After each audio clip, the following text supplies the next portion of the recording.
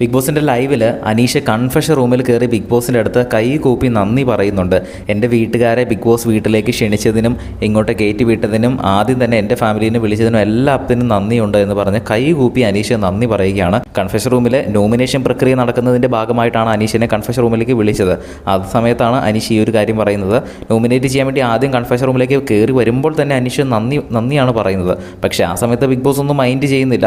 രണ്ടുപേരുടെ പേര് പറഞ്ഞ് നോമിനേറ്റ് ചെയ്യാൻ പറയുന്നു അനീഷിൻ്റെ അടുത്ത്. അപ്പോൾ എല്ലാം കഴിഞ്ഞ് നോമിനേറ്റ് എല്ലാം ചെയ്ത് കഴിയുമ്പോൾ അനീഷ് വീണ്ടും കൈകൂപ്പി നന്ദി പറയുന്നു. വളരെയധികം സന്തോഷമുണ്ട് ബിഗ് ബോസ് എന്ന് പറഞ്ഞ് അനീഷിൻ്റെ ഒരു രീതി ഉണ്ടല്ലോ, ആ ഒരു രീതിയിൽ ബിഗ് ബോസിനോട് കൈകൂപ്പി നന്ദി പറയുകയാണ്.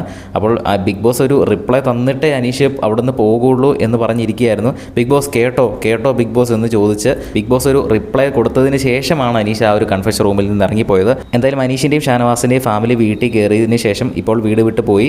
ഇപ്പോൾ നിലവിൽ ഒരു ഫാമിലിയും കൂടെ ഇന്ന് കയറുന്നുണ്ട്. ബിന്നിയുടെ ഹസ്ബൻഡ് കൂടി കയറുന്നുണ്ട്. ബിന്നിയുടെ ഹസ്ബൻഡ് ഒരു പക്ഷേ 1-2 ദിവസം അവിടെ സ്റ്റേ ചെയ്യുമെന്നാണ് എനിക്ക് തോന്നുന്നത്. എന്തായാലും നമുക്ക് നോക്കാം. ബിഗ് ബോസിൻ്റെ കൂടുതൽ ലൈവ് അപ്ഡേറ്റ്സുമായിട്ട് വീണ്ടും വരാം.